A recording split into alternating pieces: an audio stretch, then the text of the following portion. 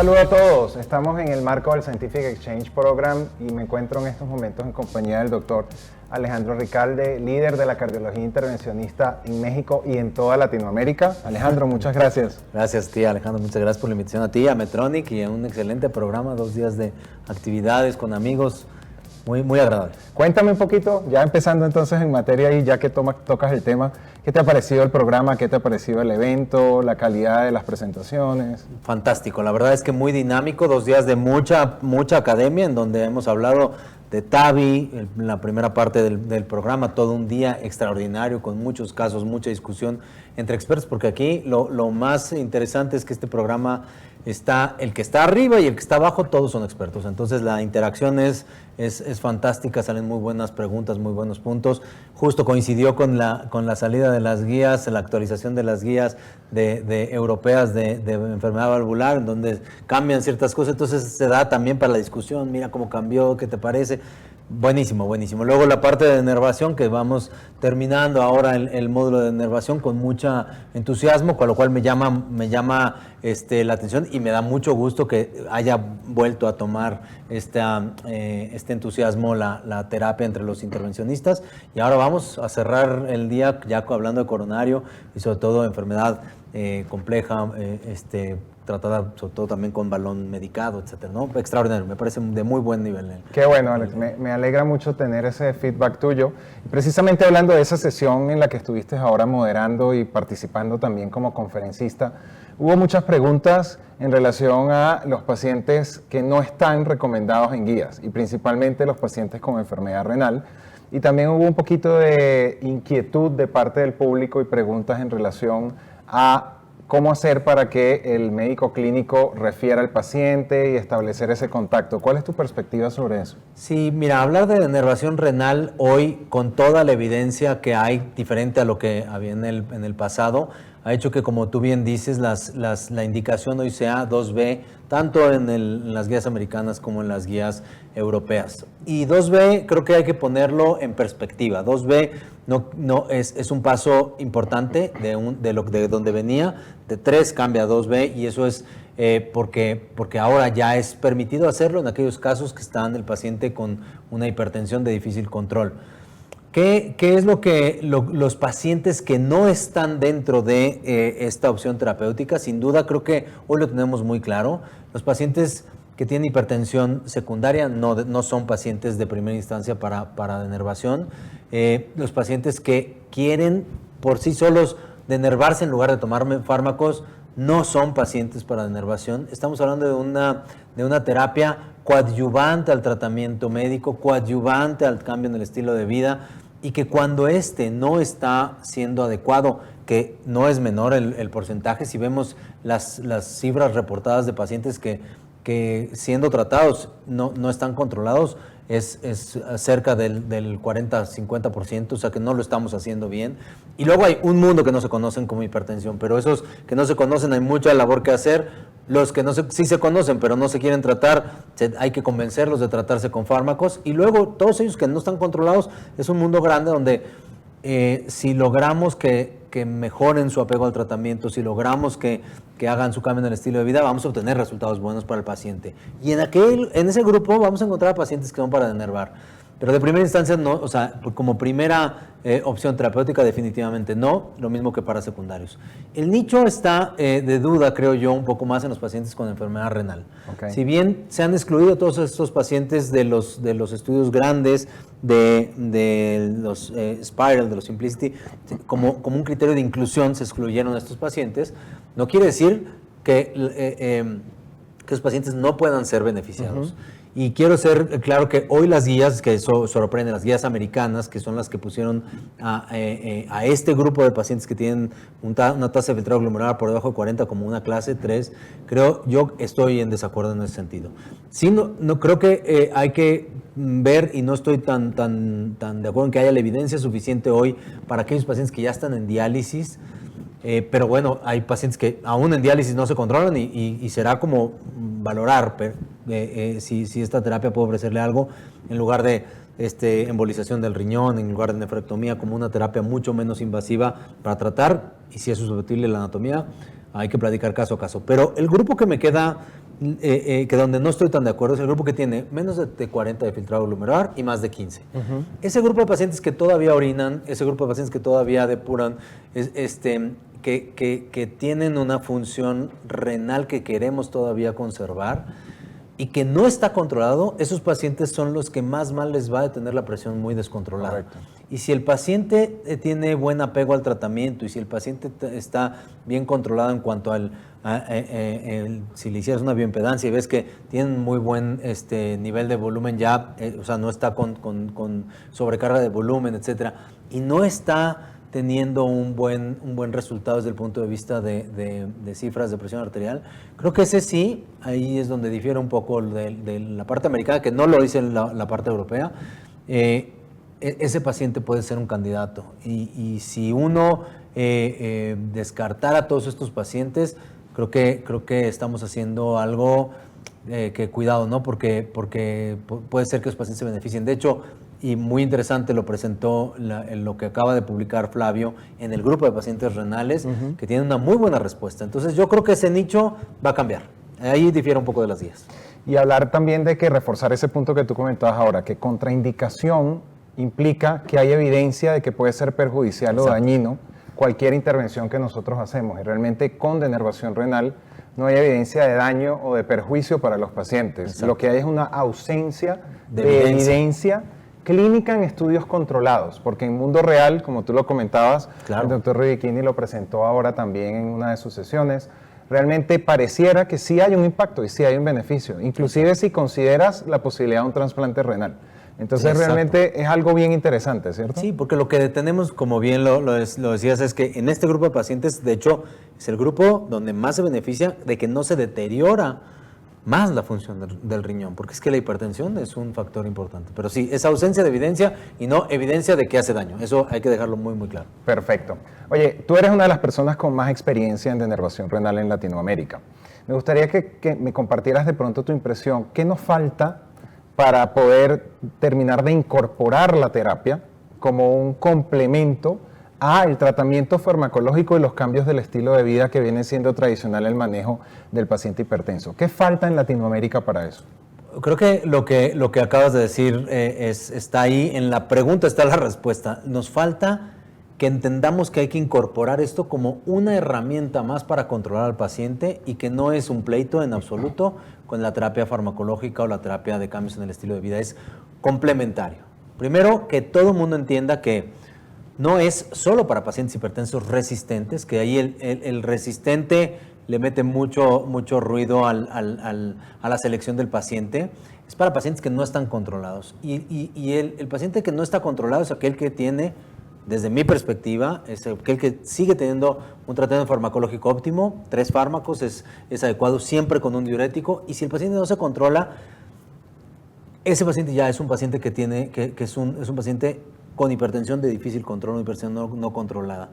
Si a ese le ponemos 2, 3, 4 fármacos más para controlarlo, quizás le quitamos la palabra de resistente porque al final se pudo tratar, pero es un paciente que con 3 fármacos no está controlado. Creo que es donde tenemos que pensar en esta terapia como complementaria. Entonces, ¿qué nos falta? Nos falta entender que la terapia es segura. Nos falta permear un poco más en la comunidad de cardiólogos, de internistas, de nefrólogos, de cardiólogos intervencionistas incluso, que no están del todo actualizados a lo mejor y por eso no están tan convencidos, no están tan actualizados en la data que hay en los últimos 10 años en función de denervación, de que entendamos que es un procedimiento seguro y que es un procedimiento que puede ayudar a que el paciente se controle. Porque el gran problema es que nosotros no vemos o no tenemos de frente o no lo queremos ver, que el paciente descontrolado es un paciente que tiene un alto riesgo de tener complicaciones y lo que queremos aquí es que el paciente reduzca este riesgo de complicaciones.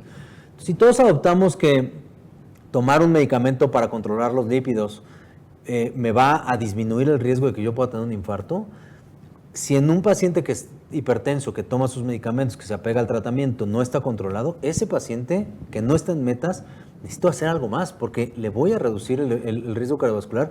Si le bajo 10 milímetros de mercurio, el impacto de 10, incluso de 10, si le bajo más, sin duda el efecto es mayor, pero si ya le bajo 10 milímetros de mercurio, en la proyección de los eventos clínicos son 20% de reducción en mortalidad y eso es algo que sin duda es irrevocable. 20% de reducción de eventos cardiovasculares mayores, incluyendo, te digo, mortalidad, infartos, eventos vasculares cerebrales, discapacitantes. Eso es algo que cualquier paciente no quisiera tener de frente, ¿no? Entonces yo creo que falta permear la información, falta crear clínicas de hipertensión dedicadas al paciente que no se controla con terapia habitual o de 1 o 2 fármacos, hacer esa estructura para poder después, en ese constructo de ver pacientes de difícil control, vamos a encontrar pacientes que son candidatos a la terapia. Sí, Alex, es muy importante lo que dices. Yo creo que es una panorámica bastante integral de cuál podría ser el enfoque y las futuras estrategias que implementemos.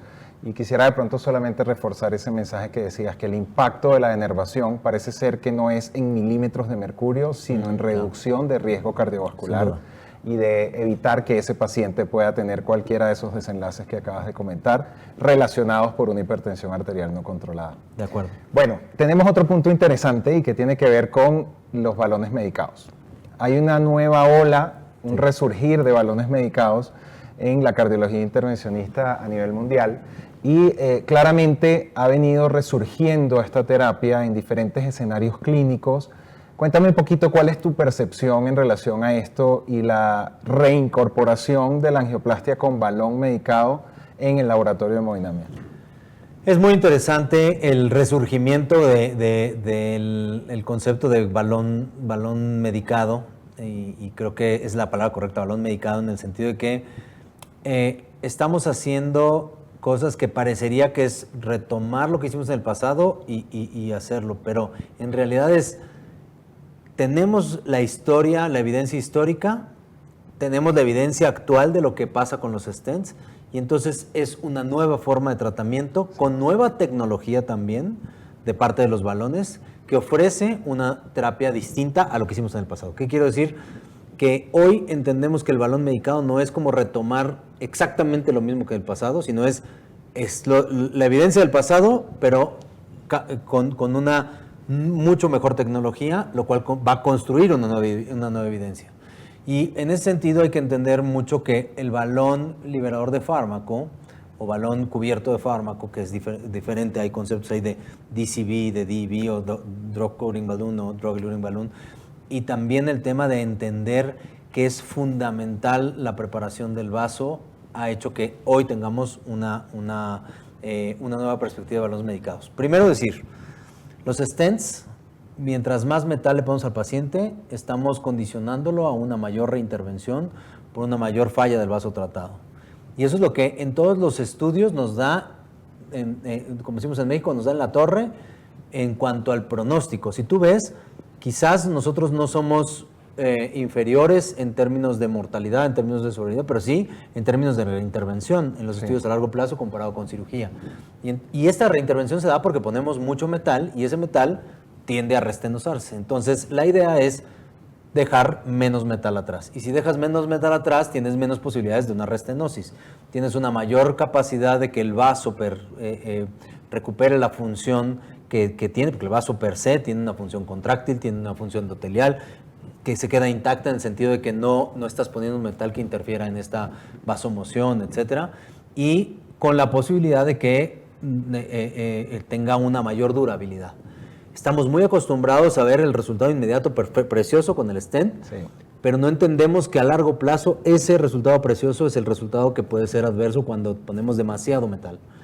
Hay situaciones claramente que los stents son y seguirán siendo la forma de tratamiento más adecuada, pero cuando tenemos una enfermedad difusa, cuando tenemos una enfermedad incluso de bifurcación, donde la rama secundaria puede no tener que quedarse con metal, donde no tenemos que tener mucho metal en una lesión difusa, y que si nosotros preparamos muy bien el vaso y el resultado después de la preparación es bueno, el balón simplemente hoy tiene la capacidad de hacer todo lo que es la entrega del fármaco, con la diferencia de que no estamos dejando un metal que mantenga ese vaso ahí. Y entonces el concepto de balón medicado yo creo que se va a adoptar muy rápido por toda la comunidad. Europa ya lo adoptó sin duda. falta un poco más de experiencia en el lado americano. En esto, Latinoamérica tiene un poquito más de experiencia que Estados Unidos en el sentido de las aprobaciones regulatorias. Allá tienen incluso solamente un balón aprobado. Pero creo que esta evidencia que se está construyendo en diferentes escenarios del balón medicado y los estudios que están volviendo a hacer o retomando, incluso comparados ya con stents, son resultados muy promisorios. Y si esto es así, pues tendremos que cambiar otra vez el chip y dejar de hacer mucho metal por tratar de dejar la menor cantidad de metal posible, que creo yo que sí es en realidad una tecnología muy distinta a la del pasado, que es lo primero que hay que entender para quitarnos ese concepto de que estamos haciendo algo viejo. Es más bien, es una nueva tecnología, pero ahora sabemos cómo tratar las arterias. Y ahí, si quieres, hablamos ahorita de eso. Eso es fundamental, la preparación del vaso. Me parece muy interesante ese cambio, digamos, de paradigma o la perspectiva y la expectativa que tenemos cuando hacemos una angioplastia con balón comparado con ese resultado stent-like, claro, que es el vaso 0% de lesión residual, sin disección. Entonces, hablando un poquito específicamente de esos puntos del procedimiento. La preparación de la lesión, también lo comentaste hace unos minutos. ¿Cómo integras tú qué debe cambiar en el mindset del cardiólogo intervencionista cuando hacemos una angioplastia con balón medicado?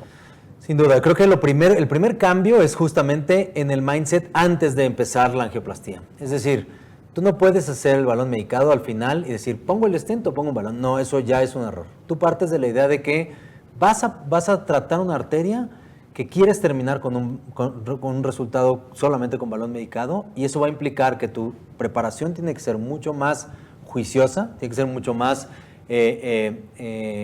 agresiva, en el sentido de que tienes que dejar mucho mejor la preparación del vaso.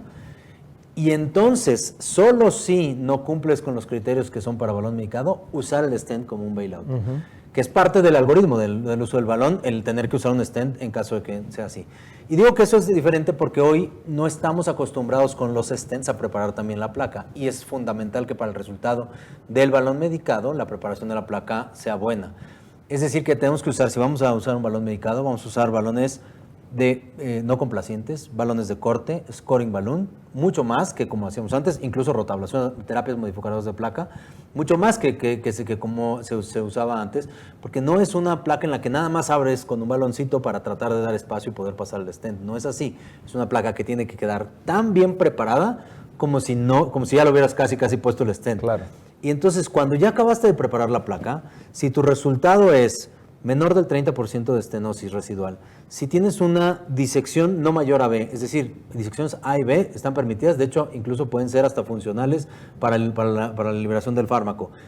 Pero una disección, vamos a decir, para no decir A y B, que no limite el flujo, una estenosis residual menor al 30% y un flujo final TIMI-3 después de la preparación, en ese momento es donde tú decides, sí, continúo con mi balón liberador de fármaco. Si alguno de estas tres no se dan, entonces ahí puedes poner el stent. Claro. Si el flujo no es bueno, si tienes una disección mayor a B, o que limite el flujo, o tienes un resultado que a pesar de que ya dilataste y hiciste modificación de placa, es subóptimo, es decir, que tiene más del 30%, ahí no va a ir bien el balón medicado y ahí es donde el stent sigue siendo una muy buena opción. Pero es el mindset el que tienes que cambiar de entrada. Si no llegas, abres con un poquitito con un balón semicomplaciente y no logras preparar la placa. El tiempo de duración es muy importante del inflado de los balones. Un balón no complaciente, un balón scoring balloon, un balón de corte, tenemos que preparar bien la placa, y eso implica insuflaciones más prolongadas y más de una insuflación en la misma zona para poder lograr esto, una estenosis residual de menos del 30 y con un buen flujo final. Y eso sí es un cambio, claramente. Toma más tiempo preparar una placa para dejarla solo con balón liberador de fármaco, un balón medicado. Y la evaluación del recoil, ¿cierto? Claro, y te digo, eso te esperas un poquito, hay que tener paciencia. Entonces, sin duda esto es algo que alguien que quiera acabar rápido las cosas no es un buen candidato a hacer angioplastia con balón, porque se requiere un poco más de tiempo. Bueno, entonces por lo que te entiendo, el trabajo mecánico, digamos, de eliminar la obstrucción se hace en la preparación de la lesión, y nosotros usaríamos entonces el balón medicado es para impregnar ese endotelio del fármaco, pero no esperando un resultado diferente al que obtuviste en la predilatación. Lo dijiste muy bien. La preparación es la que hace toda la modificación de la placa. el traer el balón liberador de fármaco solamente va a poner la pintura final. Es como, ya preparaste tu pared, ya quedó muy bien todo, ya pusiste el yeso, ya no hay ninguna fisurita, ahora nada más me toca pintar. Y el balón liberador de fármaco tiene que ser solamente para eso. No va a ser la angioplastía, por eso la angioplastía tiene que ser previa.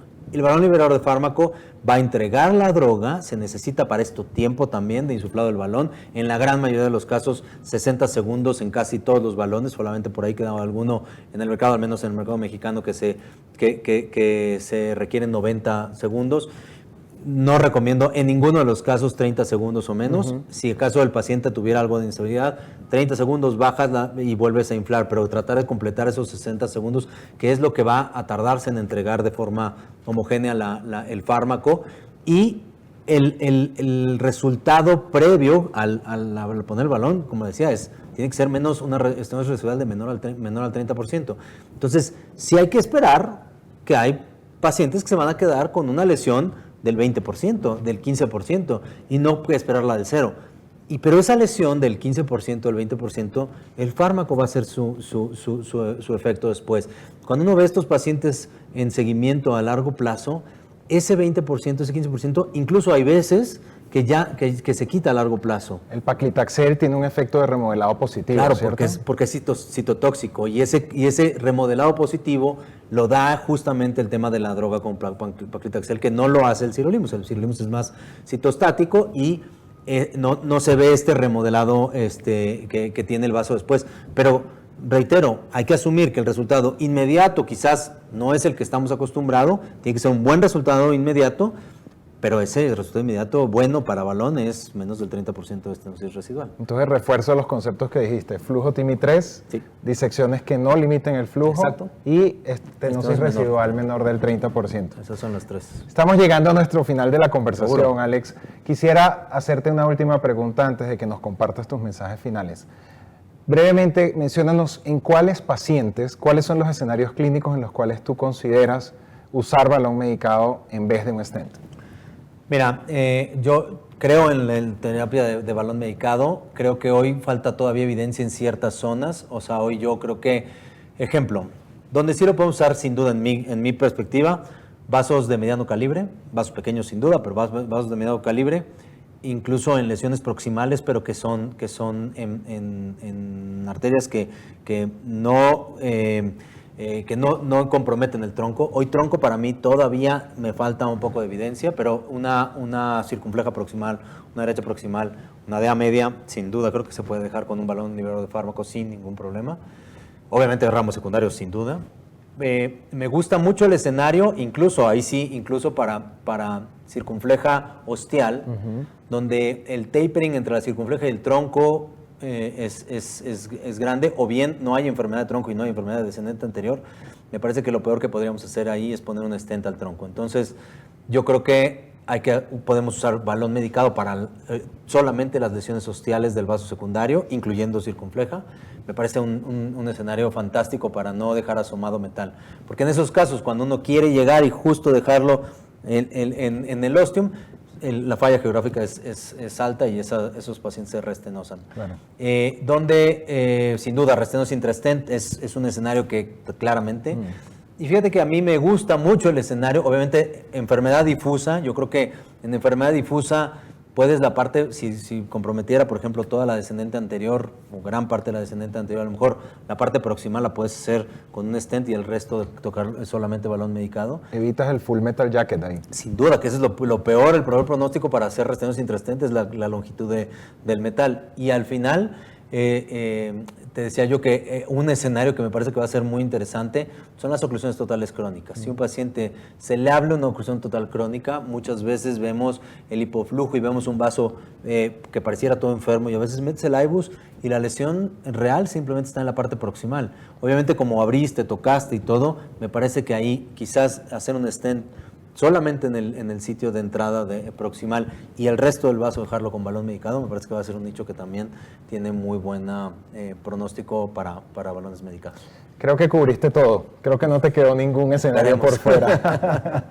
Bueno, Alejandro, de verdad, muchísimas gracias por este espacio. Ha sido súper productivo, con mensajes muy contundentes y realmente muy académicos. Y te doy la palabra final para que compartas algún mensaje, alguna reflexión en relación al evento, a las terapias que conversamos y a lo que hemos venido hablando en estos momentos. Primero que nada, agradecerte, Alex, por la invitación, tanto a esta entrevista como a participar como faculty aquí en el evento. Un evento de muy alto nivel, como te decía, con expertos que la convivencia sube muchísimo la calidad del evento, no solamente porque la plática que dan los profesores acá es buena, sino también porque las preguntas y en los comentarios que aportan los expertos que están abajo y que no les ha tocado participar como speakers, hace que el nivel se suba muchísimo. Me parece un evento extraordinario y bueno, siempre en Latinoamérica